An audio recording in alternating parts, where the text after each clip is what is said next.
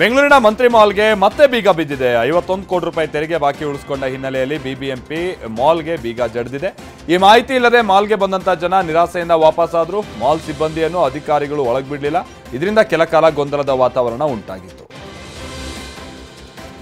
Gas ಕನೆಕ್ಷನ್ಗೆ KYC ಮಾಡಿಸದೆ ಹೋದ್ರೆ subsidy ರದ್ದಾಗುತ್ತೆ. KYC ಮಾಡಿಸಿದ್ರೆ 500 ರೂಪಾಯಿ ಸಬ್ಸಿಡಿ ಸಿಗುತ್ತೆ ಅಂತ ಹೇಳಿ ರಾಜ್ಯದಲ್ಲಿ ವದಂತಿಯನ್ನ ಹಬ್ಬಿಸಲಾಯಿತು. ಈ ಸುಳ್ಳು ಸುದ್ದಿ ಕೇಳಿದ ಜನ ಗ್ಯಾಸ್ ಏಜೆನ್ಸಿಗಳ ಮುಂದೆ ಜಮಾಯಿಸ್ತಾ ಇದ್ದಾರೆ. ಕಳೆದ 4-5 ದಿನದಿಂದ ಜಿಲ್ಲೆಯಲ್ಲೂ ಈ ಪರಿಸ್ಥಿತಿ ಉಂಟಾಗಿದೆ. ಅಸಲಿ ವಿಚಾರ ಅಂತಂದ್ರೆ ಕೆವೈಸಿ ಮಾಡಿಸೋದಕ್ಕೆ ಮಾರ್ಚ್ 31ರವರೆಗೂ ಅವಕಾಶ ಇದೆ. ಆದ್ರೆ ಕೆವೈಸಿ ಮಾಡಿಸಿದ್ರೆ 500 ರೂಪಾಯಿ ಸಬ್ಸಿಡಿ ಸಿಗುತ್ತೆ ಅನ್ನೋದು ಸುಳ್ಳು. ದೆಹಲಿ ಪಾಲಿಕೆಯಲ್ಲಿ ಇವತ್ತು ದೊಡ್ಡ ಹೈಡ್ರಾಮಾವೇ ನಡೆದೋಯ್ತು. ದೆಹಲಿ ಸರ್ಕಾರಿ ಆಸ್ಪತ್ರೆಗಳಲ್ಲಿ ನಕಲಿ ಔಷಧವನ್ನ ನೀಡಲಾಗ್ತಾ ಇದೆ ಅಂತ ಬಿಜೆಪಿ ಸದಸ್ಯರು ಆರೋಪಿಸಿದ್ರು. ಇವತ್ತು ಕಲಾಪ ಕರೆದಿದ್ದು ಯಾಕೆ ಅನ್ನೋದನ್ನ ವಿರೋಧ ಪಕ್ಷಕ್ಕೆ ತಿಳಿಸಿಲ್ಲ ಅಂತ ಆರೋಪಿಸಿದ ಬಿಜೆಪಿ ಸದಸ್ಯರು ಪ್ರತಿಭಟನೆ ನಡೆಸಿದ್ರು.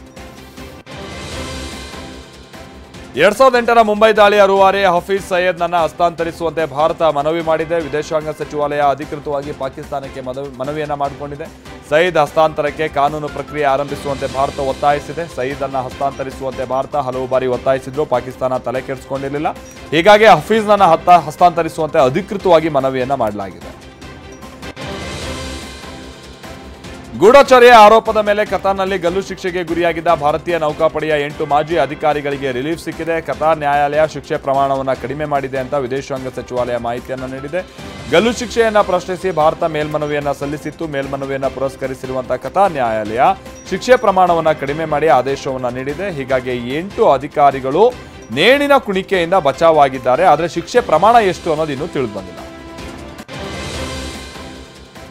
ಹರಿಯಾಣದಲ್ಲಿ 5 ಎಕರೆ ಭೂಮಿ ಖರೀದಿ ಮತ್ತು ಮಾರಾಟಕ್ಕೆ ಸಂಬಂಧಪಟ್ಟಾಗೆ ಕಾಂಗ್ರೆಸ್ ನಾಯಕಿ ಪ್ರಿಯಾಂಕಾ ಗಾಂಧಿ ಹೆಸರನ್ನ ಚಾರ್ಜ್ ಶೀಟ್ನಲ್ಲಿ ಉಲ್ಲೇಖಿಸಲಾಗಿದೆ. ಇದೇ ಮೊದಲ ಬಾರಿಗೆ ಇಡಿ ತನ್ನ ಚಾರ್ಜ್ ಶೀಟ್ನಲ್ಲಿ ಪ್ರಿಯಾಂಕಾ ಹೆಸರನ್ನ ಉಲ್ಲೇಖಿಸಿದೆ.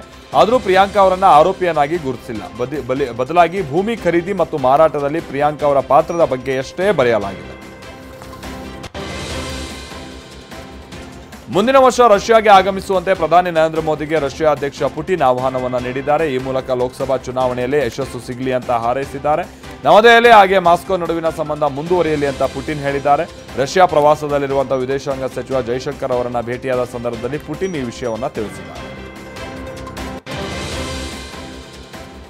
ತಮಿಳುನಾಡಿನ ಖ್ಯಾತ ನಟ ಮತ್ತು DMDK ಸಂಸ್ಥಾಪಕ ಕ್ಯಾಪ್ಟನ್ ವಿಜಯಕಾಂತ್ ವಿಧಿವಶರಾಗಿದ್ದಾರೆ. 71 ವರ್ಷ ವಯಸ್ಸಿನ ವಿಜಯಕಾಂತ್ ನಿಮೋನಿಯಾದಿಂದ ಬಳಲ್ತಾ ಇದ್ದು, ವಿಜಯಕಾಂತ್ಗೆ ಕೊರೋನಾ ಪಾಸಿಟಿವ್ ಕೂಡ ಬಂದಿತ್ತು.